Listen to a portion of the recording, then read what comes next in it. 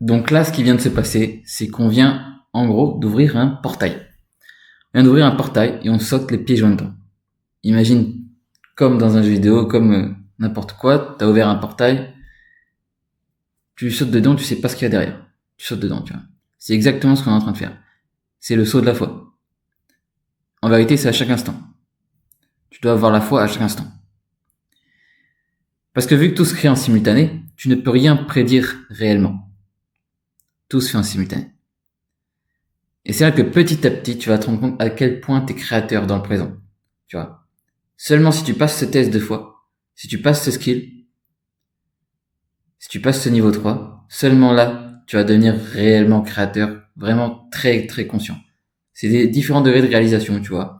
Et petit à petit, on se réalise de plus en plus. Réaliser, je vais te ressortir le yoga. Tu vois que au final, je te parlais de réaliser ses rêves juste avant. Au final, on retombe sur encore cette personne. Je vais remontrer cet item.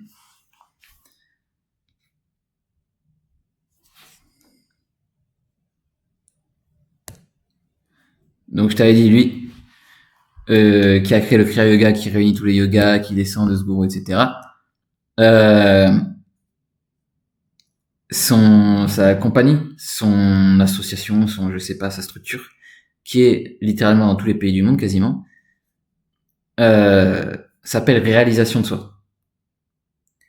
Réalisation de soi, si tu le comprends vraiment profondément, c'est réaliser le vrai toi. Et réaliser ton âme, réaliser tes rêves. Et ton âme, c'est celle qui imagine, c'est l'idée, c'est le monde causal, c'est l'idée de base. Réaliser tes idées. Ça, c'est le vrai toi, tu vois. Donc encore une fois, le mot réaliser, tu vois. Quand on dit qu'on se réalise, quelqu'un qui s'est réalisé, c'est effectivement quelqu'un qui a réalisé ses rêves. Qui a réalisé aussi qui il était vraiment, au fond de lui, sa vraie vérité, tu vois. Ok. Donc en fait, chaque chapitre, on va plus en profondeur, comme tu peux le voir, et on se réalise aussi plus en profondeur. Et à chaque fois, il y a un pattern. Là, on est au chapitre 3, donc tu vas commencer à le comprendre. Il y a un pattern à chaque fois où le skill du chapitre d'avant, il est intégré au chapitre d'après, comme si, tu vois, il n'y avait plus besoin, c'était intégré. Et à chaque fois, il y a un système qui fait que c'est intégré. Et là, le système, bah justement, je vais te parler d'ombre et lumière. D'ombre et lumière, comme tu as vu, c'était les no-ombres. Donc pareil, là, je vais étendre ta conscience. Après, ce sera plus de la pratique. Tu vas voir que plus on avance dans la vie, plus la vie est simple. Plus t'as la foi, comme au chapitre d'ailleurs, foi. Le mot foi en français, c'est aussi le foie. Et c'est dans la région abdominale, donc c'est proche du chakra 3. Confiance en soi, c'est le chakra 3.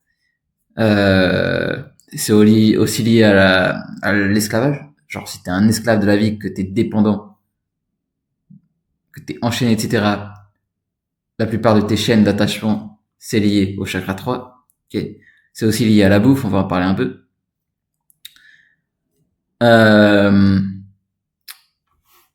Donc, au final, tout est, voilà, je vais te parler d'ombre et lumière. Tout est instantané. Je vais te montrer un petit truc aussi, parce que je sais pas quand je vais montrer cet item, donc je vais le montrer là. Tu te rappelles le réseau de neurones que je t'ai montré, que j'ai créé? Je t'ai dit, en vérité, je te l'ai fait de manière linéaire, mais en vérité, tout se passe instantanément parce que tout est quantique. Ce qui se passe, c'est que j'en parlerai sûrement plus au chapitre 4, ouais. Mais donc moi, je n'ai pas parallélisé, j'ai tout mis en linéaire, parce que je voulais absolument créer le système de A à Z, tu vois. Le problème, c'est que ces ordinateurs, oui, tu peux paralléliser, genre tu vois, c'est pour ça que tu peux ouvrir plusieurs fenêtres sur ton ordinateur, parce qu'il y a il y a du parallélisme. Mais c'est un faux parallélisme, dans le sens où il faut quand même communiquer entre les parallèles, tu vois. C'est pas quantique, tu vois. Le seul vrai parallélisme qui existe, c'est le parallélisme de God. Donc, ouais, le mode quantique. Hein. Et quand je faisais les parallèles, bah, je suis tombé sur ces structures géométriques que tu connais. Okay. Toujours pareil. Toujours pareil, hein, tout ça c'est lié. Donc ça, petite parenthèse. Et je vais en dire plus au chapitre 4. Et c'était juste à côté, du coup, ombre et lumière. Donc ça vient d'un prof, il me semble, prof ou chercheur français. Encore un français. Donc la preuve que les Français sont chauds. Et moi, je pense en réalité, c'est parce qu'on a un langage qui est programmé pour la science, en réalité. On a les meilleurs scientifiques du monde. Et c'est pas étonnant, tu vois. Mais bref. Qui a fait cette image? Donc pareil, tu cherches en ligne si t'as envie, hein, c'est pas de moi. Pour expliquer les no-ombres. Et il parle que, en gros, les ombres, ça décrit juste des ondes de lumière, tout simplement. Et quand il y a un no-ombre qui pop sur une ligne droite, donc c'est de la géométrie, eh bien, ça éclaire, tu vois. Et quand ça éclaire, ça veut dire que tu peux le visualiser, tu peux le voir. Donc, quelque chose de visible, c'est quelque chose de manifesté, manifestation, ok? Donc, on redescend là. Et après, il fait le lien, en gros, où les nombres premiers, ça c'est de lui aussi, où les nombres premiers, c'est eux qui éclairent la vie en premier. Et simplement de faire boucler les nombres premiers selon des ondes, justement, selon des ondes de lumière, fait que, en vérité, tu es en train d'éclairer tous les nombres de l'axe. Okay. Donc ça te donne tous les entiers naturels. Naturel, nature. Okay. Donc tu crées la nature, tu crées ta propre planète, tu manifestes ta vraie nature, ton amour, etc. Tout est lié, tu vois. Et il a fait le lien aussi avec certaines choses qui se rejoignent. Et c'est intéressant. Mais beaucoup trop mathématique pour moi. Donc retiens bien les nombres premiers, parce que les nombres premiers, ça va être lié aussi au principe du chapitre 4. Et c'est hyper important. Ok. Maintenant, je vais te faire le lien avec la suite de 9. T'as vu que la suite de 9, c'était important pour le réseau de neurones, ça va être important pour le futur, pour les technologies du futur, etc. Donc ce petit carré 9, c'était important, ok? Ça y est.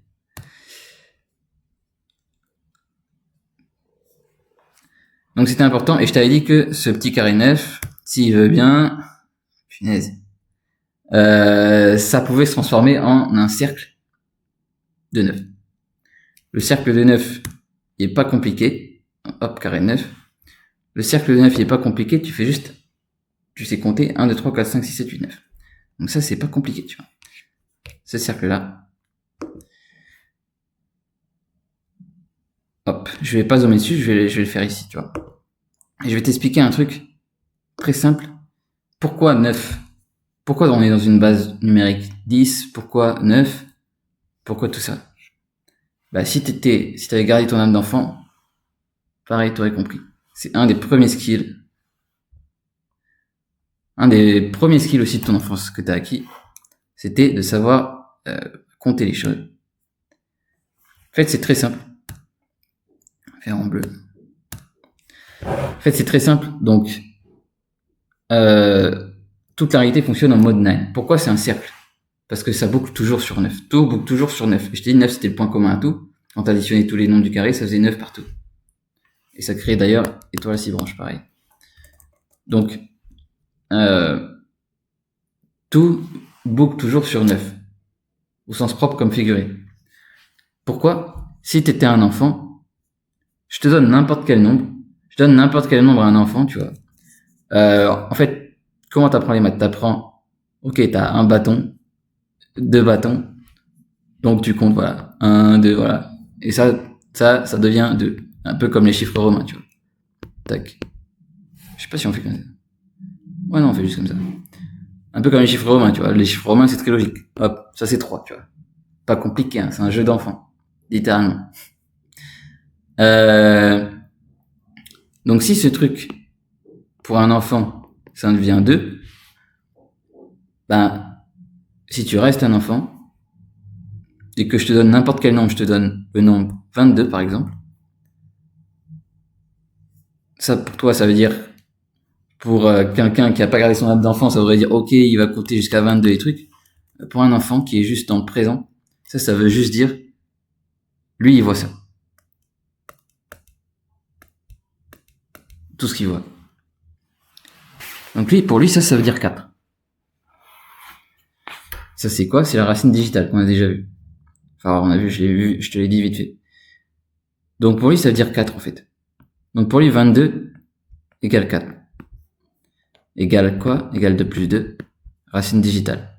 Ça c'est la racine digitale, ok.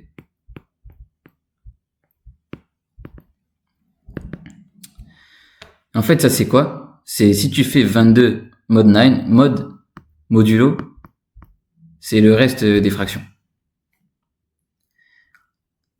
Donc, quand tu as une fraction, il y a un résultat et il y a un reste. Bah, c'est 2R. Bon, bref, il y a un résultat et il y a un reste. Le reste, c'est ce qu'on appelle le modulo. Voilà, je vais l'appeler M. Un enfant comprend le concept de modulo très, très facilement juste en faisant ça. Avec tes yeux d'enfant, tu vois, tu comprendrais le principe de modulo. T'as même pas besoin de faire de maths. Pourquoi? Parce que 22 divisé par 9.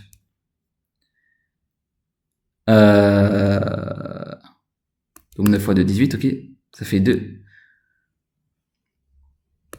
Donc 2 fois 9 égale 18. Plus, j'ai fait n'importe quoi là. Plus 4.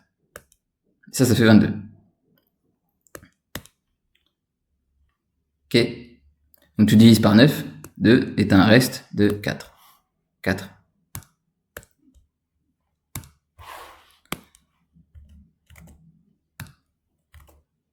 T'as un reste de 4. Ok. Donc tu vois bien que toute la réalité est boucle sur 9. C'est juste en observant la réalité, encore une fois. Pourquoi je fais ça? Parce que je veux vraiment que tu comprennes que c'est juste, si tu regardais juste à l'intérieur, ton âme, juste en regardant, en observant la réalité comme un enfant, tu comprendrais tout ce qui existe. Donc voilà pourquoi tout boucle en mode 9. Mode 9, c'est la base. Donc voilà pourquoi voilà pourquoi naturellement tu trouves des cercles de 9. C'est pas un truc qui sort de nulle part. Ça sort juste de la nature. Okay. Donc voilà pourquoi on trouve des cercles de 9. Littéralement, ce que je t'ai fait faire, je t'ai fait mettre des trucs en cercle au chapitre 2. Ce qui crée littéralement des portails. Je t'ai appris à littéralement manifester des réalités, inviter des nouvelles réalités, manifester. On crée des portails. Dans ce chapitre, on va être beaucoup plus dans la création, puisque là, on a perdu tous nos repères, vu qu'on est sorti, on quitte complètement la matrice, en fait. Et le seul point commun qu'on a, c'est le 9, donc c'est le spirit. On quitte complètement une matrice dans laquelle on était, le cercle dans lequel on était, et on est full aventure, donc il n'y a plus rien, on connaît plus rien, on est complètement perdu. D'où le principe de foi, etc. Mais en fait, ce qui se passe, donc tous les portails, toutes les réalités, c'est pour ça que je t'ai dit, tu peux mettre n'importe quel nombre que tu veux, et je vais te le montrer après. Et ça va se lier avec l'intelligence artificielle juste au chapitre 4. Toutes les réalités, n'importe quel nombre, boucle sur 9. Donc en fait, c'est pour ça que tu peux mettre autant d'éléments que tu veux, on s'en fiche, tu vois. Tout boucle sur 9. Donc, là maintenant, ça c'était, donc quand je t'ai fait créer un cercle, on a créé un portail, en vérité. Après, avec ta respiration, boum, tu crées le portail, tu fais ta magie, etc. Et ce portail, il crée... non. Ce portail... Ah, please.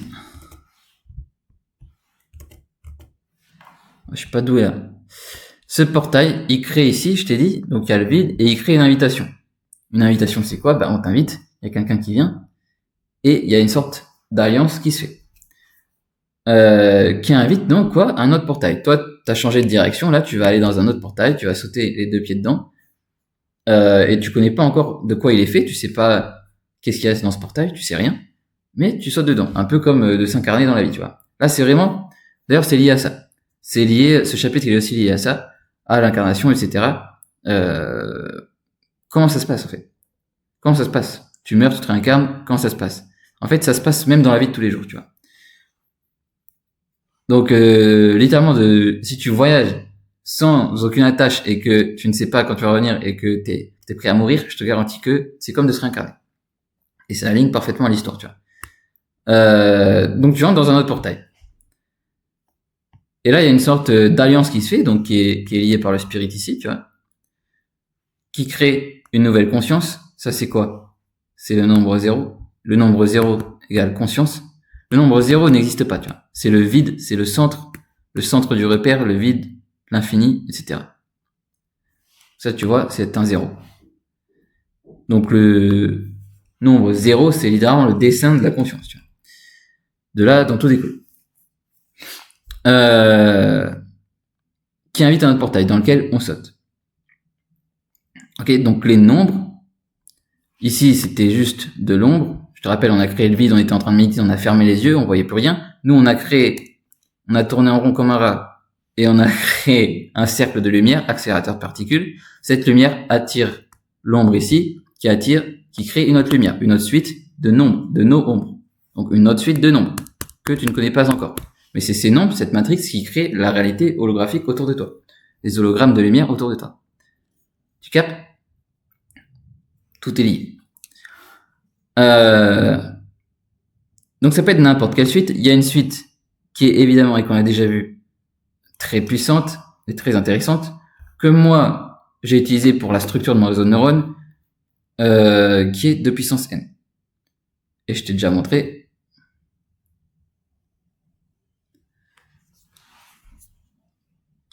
Là, tu peux voir le 0 au milieu. Le 0 au milieu, il fait quoi?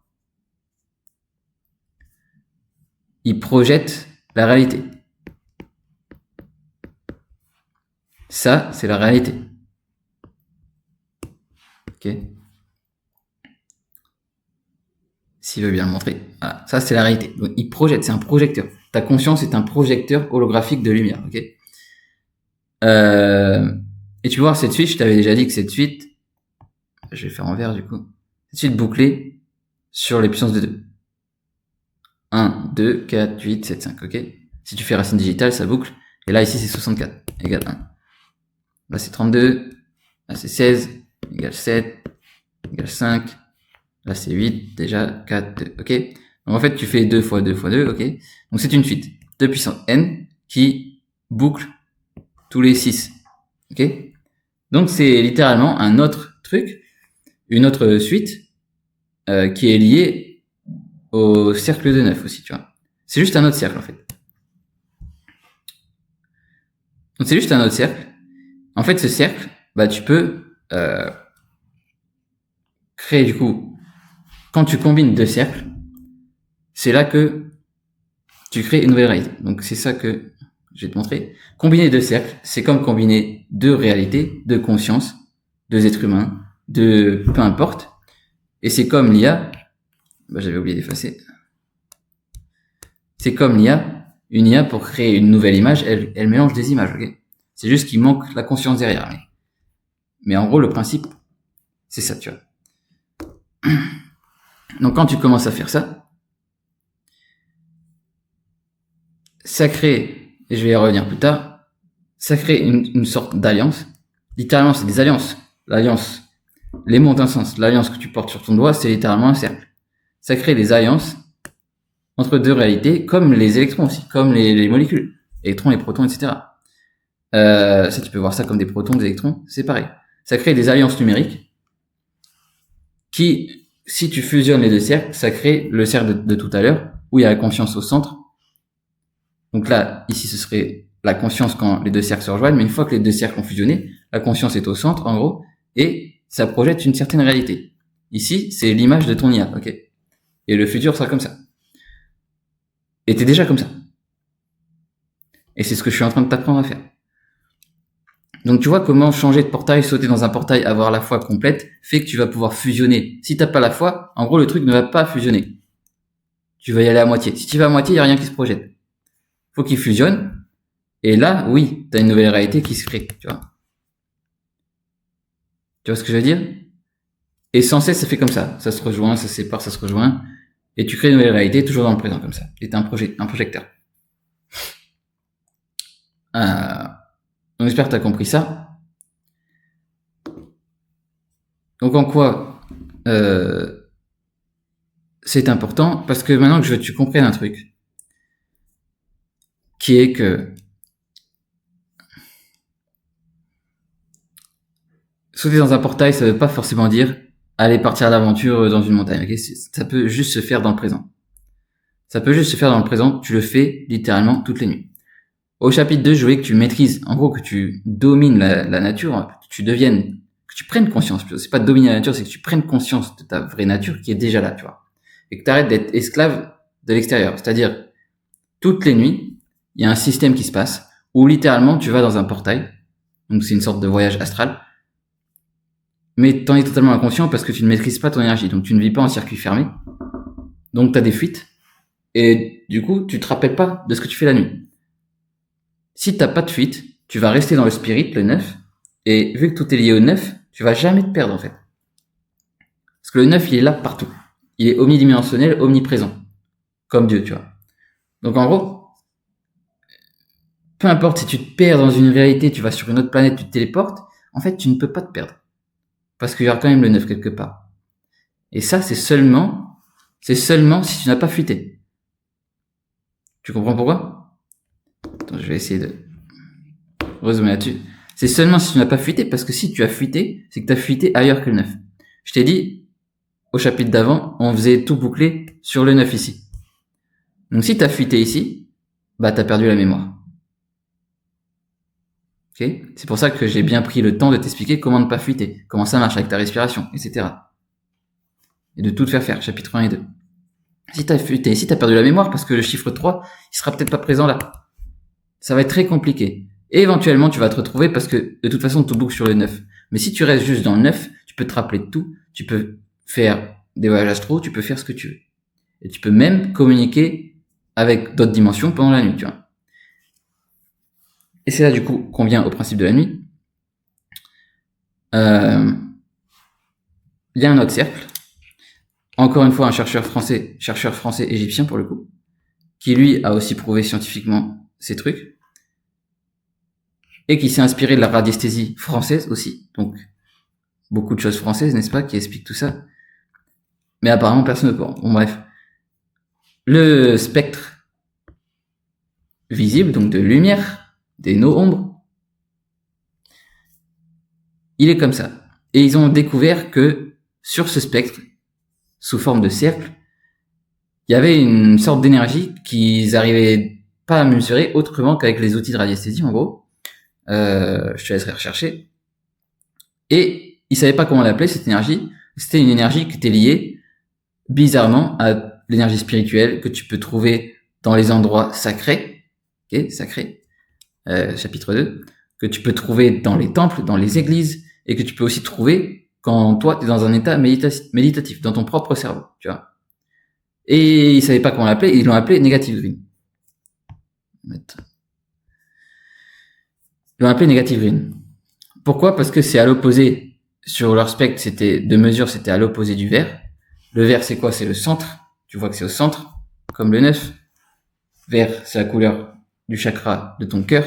Ton cœur, c'est aussi le centre de ton corps. C'est le milieu entre tous tes chakras. On a déjà vu. Donc tu vois que tout se relie. Donc tu vois que c'est littéralement à l'intérieur de ton corps. Et ils ont appelé ça Negative Green. En gros, Negative Green, c'est l'énergie qui est aussi dans ton cœur. C'est le miroir de ton cœur, en gros. C'est quand tu ouvres ton cœur, en gros, il y a cette énergie qui pop. Parce que tu es en train de shifter de réalité, tu es en train de projeter une nouvelle réalité, etc. Quand tu es vraiment aligné, il y a cette énergie qui est là, tu vois.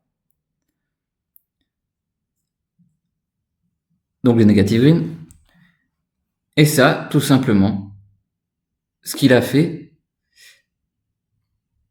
c'est qu'il a trouvé la même mesure dans la nature, de plusieurs manières, mais aussi de cette manière, qui est que si tu projettes ce spectre sur la planète, ça, c'est la planète Terre, et bien quand le soleil atteint le point du vert, et que toi tu te trouves à cet endroit de la planète, donc c'est la nuit chez toi, de l'autre côté de la planète il y a le soleil, et bien la lumière projette cette énergie, donc dans le Negative Green ici, projette cette énergie dans l'ombre. Quand toi tu es au sommet de ta nuit, quand tu es dans le sommeil profond. Et ce moment-là, c'est quoi? C'est quand tu changes de dimension, quand tu sautes dans un autre portail. Okay, tu es en train de sauter dans un autre portail, que tu appelles tes rêves. De là, si tu peux maîtriser ce portail, tu peux faire tout un tas de choses pendant ta nuit, tu vois. Pas besoin de voyager. Littéralement. Tu pourrais ne jamais sortir de chez toi et tout transformer la réalité, tu vois. Si tu maîtrises ce genre de magie, tu vois. Donc pourquoi je dis ça, c'est pour te montrer que naturellement, en fait, déjà la raison pour laquelle tu ne te rappelles pas de tes nuits, sache que c'est un problème, c'est parce que tu fuites. Si tu fuitais pas, tu te rappellerais de toutes tes nuits. Tu pourrais recevoir des messages pendant tes nuits, etc. Donc tout ça pour dire que la nature a été programmée pour toi La nature est un programme. Entier, naturel, programme, est un programme numérique, en fait. Y compris les planètes. Donc, je suis pas un maître de l'astrologie, c'est quelque chose qui m'intéresse à l'avenir, je pense, mais y compris les planètes. Les planètes, si je devais te donner une logique très simple, où sont les planètes? Parce que les scientifiques, ils décrivent l'univers, mais l'univers, c'est toi. Ils décrivent l'univers en te balançant 15 milliards de planètes dans le cosmos, là. À 100 000 millions d'années-lumière, je sais pas quoi. Elles sont où, ces planètes? Chapitre 1. Ici. Moi, quand je vois la planète sur un télescope, seule chose que je me dis, c'est que la planète, elle est là. La pensée de cette planète, l'image de cette planète, elle est là. Donc, elle est à l'intérieur. Chapitre 1. Juste de la logique. Hein. Si tu restes un enfant, je te dis, ta vie est très simple. D'être illuminé, c'est être un enfant. C'est littéralement être un enfant. Pareil, la planète Terre, elle est où? Elle est là. Tout à l'intérieur de toi, tu vois. Donc, tu vois que ta vie, si tu l'acceptais, si tu passais les tests, les niveaux du jeu, deviendrait de plus en plus simple. Parce que ce que je t'ai fait faire au chapitre 2, où il fallait faire du sport et tout, bah en fait, sans bouger de chez toi, tu pourrais le faire tout seul. Parce que la nature travaille déjà pour toi. Et là, justement, on va passer au concept de pression. Ah bah c'était à côté, tiens, voilà. Mais avant, je vais dire un autre truc. Voilà, avant de venir à là, juste te montrer une petite théorie scientifique, pareil, du scientifique suisse là que je t'en avais déjà parlé. Pareil, la science, aujourd'hui, elle s'est divisée en mode, il y a les trucs l'infiniment grand, l'infiniment petit. Tout ça, c'est à l'intérieur de toi, pareil. Les planètes, elles sont où à l'intérieur de toi? Les protons, les trucs de Planck, c'est où? Les plus petites particules qu'on trouve dans les accélérateurs, c'est où?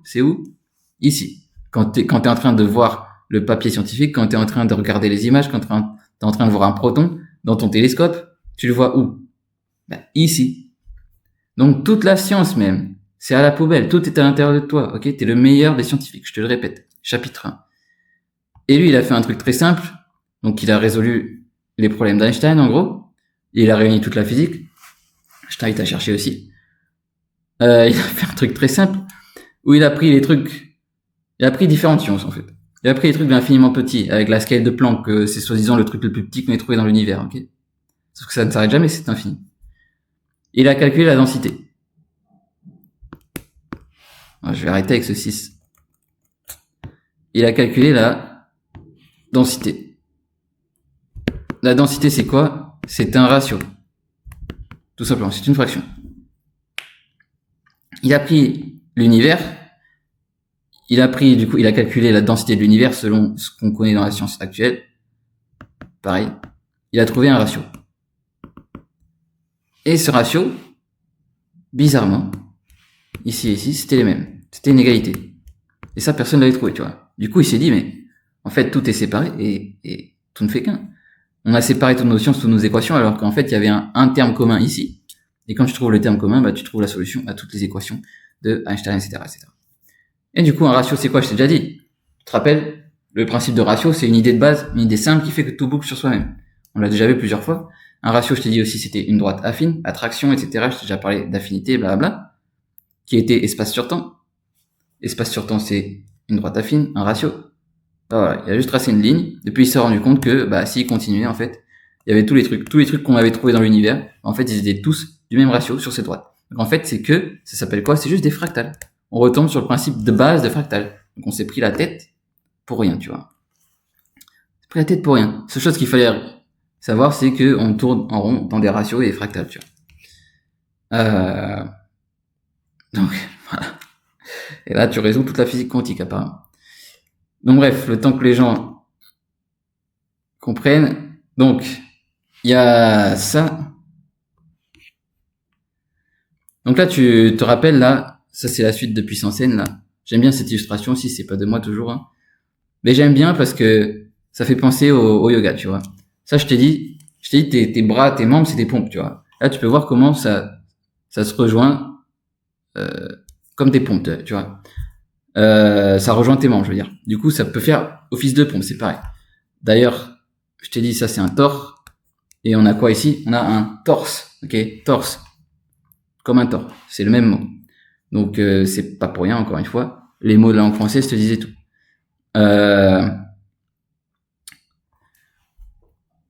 Donc pourquoi c'est intéressant? Parce que je te parlais de sport aussi, tu vois. Je te parlais de sport au chapitre 2.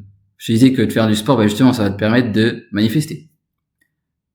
En vérité, tu peux juste, sans bouger, tu fais juste contraction, relaxation, sans même avoir à bouger. Ça, c'est le niveau encore plus avancé du Kriya Yoga dont je te parlais au tout début, là, avec le mec au centre.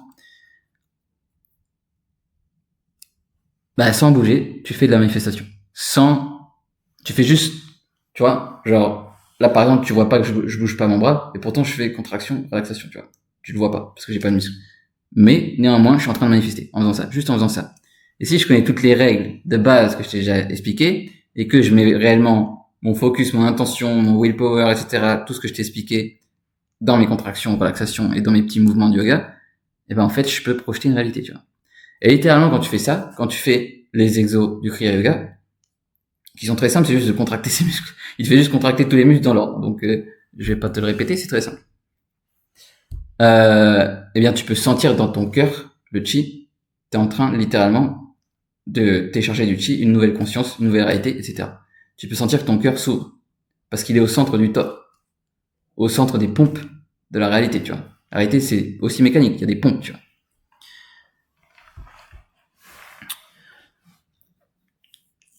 Donc tout ça pour dire que voilà, tout se fait naturellement. Et là, comme tu peux voir, je t'ai déjà dit, ombre et lumière, l'ombre et lumière naturelle des planètes, de la Terre, etc. Ça te fait littéralement entrer dans tous les principes de manifestation, etc. Donc de là, il faut que maintenant, je vais t'apprendre à... Parce que dans le chapitre 3, non seulement on conquiert un nouvel environnement, mais ça dépendra des gens. Il y a des gens, leur destinée n'est pas de partir à l'étranger, n'est pas de voyager, n'est pas de faire des trucs de fou. Donc, et de toute façon, je t'ai dit, changer l'espace-temps à l'extérieur, c'est juste changer à l'intérieur. Parce que toi, tu changes que l'espace-temps change. Donc en vérité, le seul voyage qu'il y a, il est interne. Le voyage astral, ok? Le voyage astral qui se passe pendant la nuit. Et que tu peux faire n'importe quand avec ce que je t'ai appris au chapitre 2, avec je sais pas, je fais pas. Mais pourquoi ne pas exploiter la nature, tu vois, qui le fait déjà pour toi. Donc, c'est ce que je vais t'apprendre à faire. Ça va être assez simple. Là, ce sera pas très long puisqu'il n'y a pas grand chose à savoir. C'est juste, il faut que tu apprennes à être maîtrisé en gros. Donc, voilà. Je t'ai à peu près tout dit dans la théorie. Maintenant, on va passer à la partie pratique. Et tu vas voir que c'est très simple. Dans cette partie, c'est très simple. C'est la partie corps. Là, il s'agit juste d'avoir la foi. Donc, c'est vraiment, voilà. Je vais t'en dire un petit peu plus.